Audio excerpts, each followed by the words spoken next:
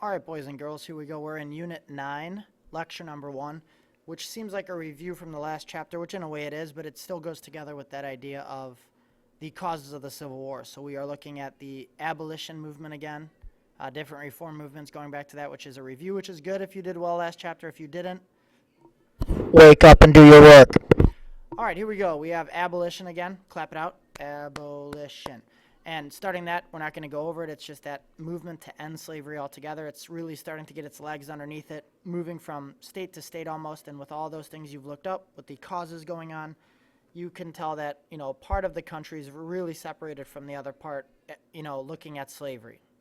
Groups want slavery to end, groups want slavery to continue, both in the North and South. They feel both ways. So to review it quickly again, that American Colonization Society was under James Monroe, where we set up that little place off the west coast of Africa, or a little colony off the west coast of Africa, where slaves or free African Americans in the North could go back to Africa, almost like a ticket from America saying, we're sorry about slavery, you could go back, which it's a failing idea. It looks nice on paper, but realistically, if you were born and raised in America, that's where you're going to want to stay. You're not going to want to go start a whole life over, or start a new life for yourselves and your family over in Africa. You just stayed in America and made what you had.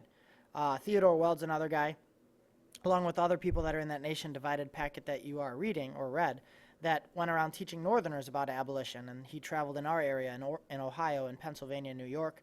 These are abolitionists moving around speaking on behalf of these slaves about the horrific, slavery conditions that some slaves face. If you look at the other anti-slavery societies, you have Frederick Douglass. There's his picture, or actual picture now, on the right-hand side.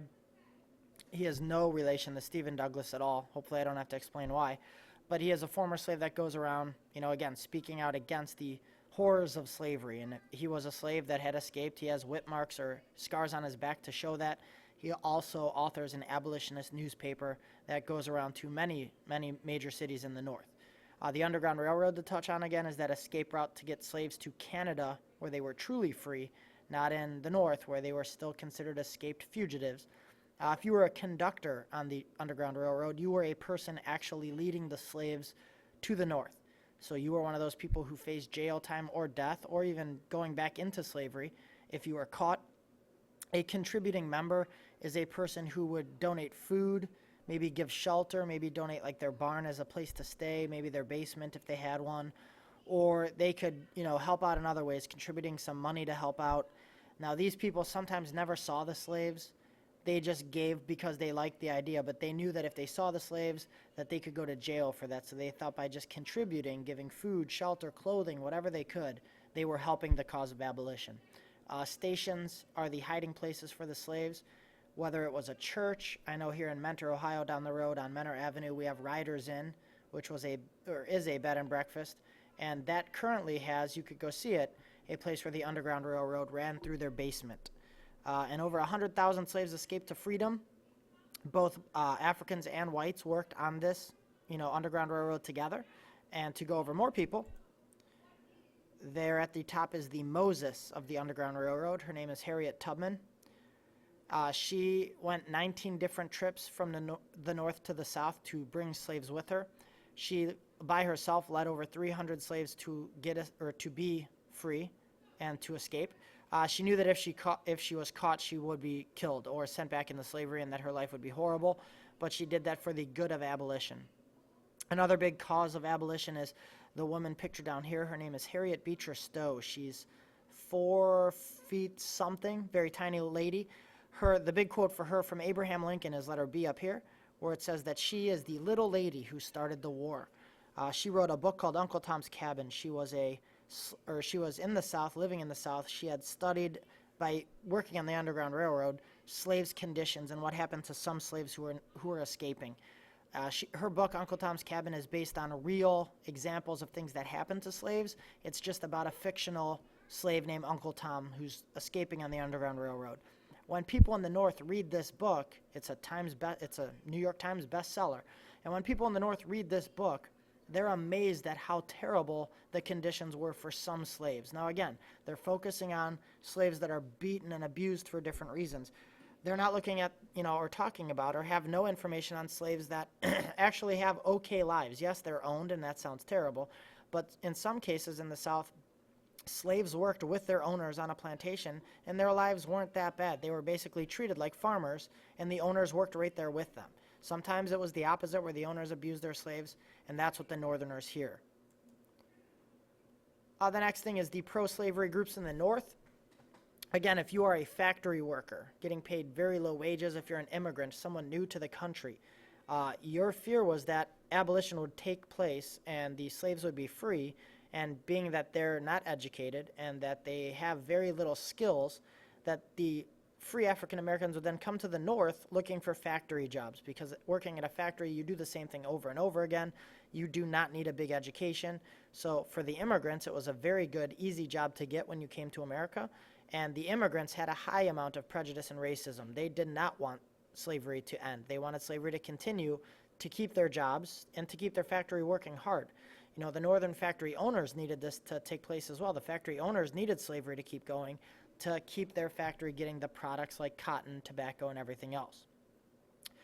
The Dred Scott decision is another cause of the Civil War. There's the picture of Dred Scott right here. He was a slave who was owned in Missouri. When his owner dies, his owner did not have a will that said Dred Scott would be a slave for another plantation, or he was willed to someone else.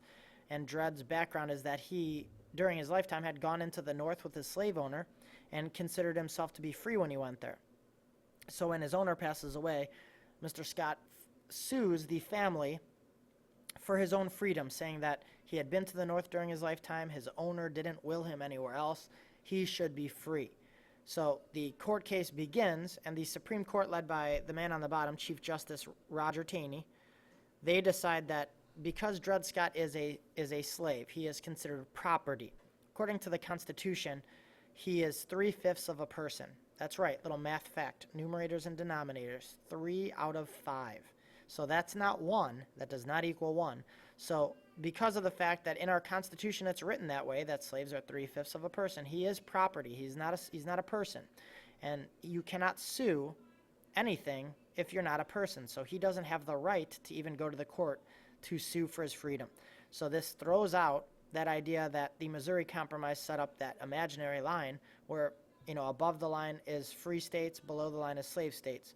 The Dred Scott court decision actually said everywhere, every state in the United States, slavery is perfectly legal. To the Southerners, this is a huge, big thing for them. It's a day of celebration. For the Northerners, who are, you know, abolitionists, this is a horrible, horrible thing for the country to back the idea of slavery.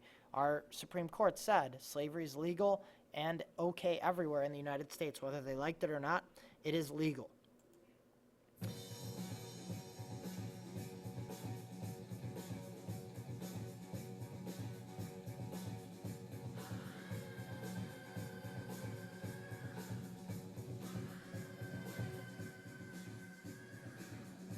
Whoa, that was really loud. It probably blew out speakers. I had no idea how this was going to work. But that is the song of the day. And we are moving on with a man named John Brown. There's his picture. He is from Ohio originally. He had fought in Bleeding, Kansas, him and his sons, to go fight for the abolitionist. He is a huge abolitionist. His idea is that he is going to, after, you know, Bleeding, Kansas, he goes back to Ohio and decides they are going to, him and his friends and brothers, his supporters, they're going to raid an area called Harper's Ferry, which is an arsenal, which is a big fort holding guns for the U.S. military. And Harper's Ferry is in Virginia. It's built on like the hills or the mountains in Virginia. If you look at it, there's a painting of what it looked like.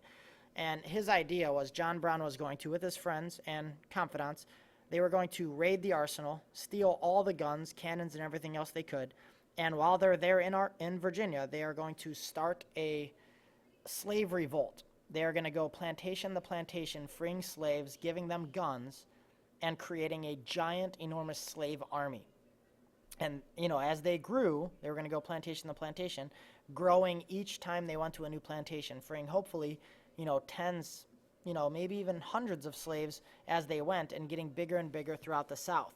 It does sound like a crazy idea, but, you know, to John Brown and his friends and his sons, this was a great idea they wanted to do. This is truly the life of an abolitionist.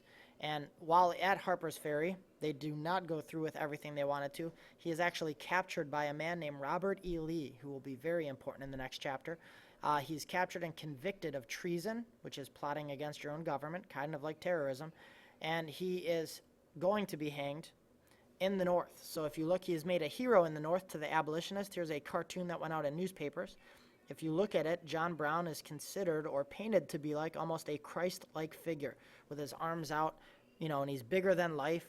To the African Americans, slaves or free, he's considered a hero. He gave his life for the abolition movement. Again, showing this is a huge idea that people wanted to end slavery. They were willing to give their lives to end slavery. All right, that is it for today. Hopefully you guys filled in your guided notes.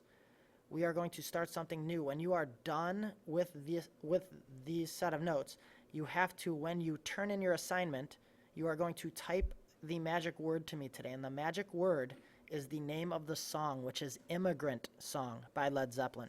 Have a good night.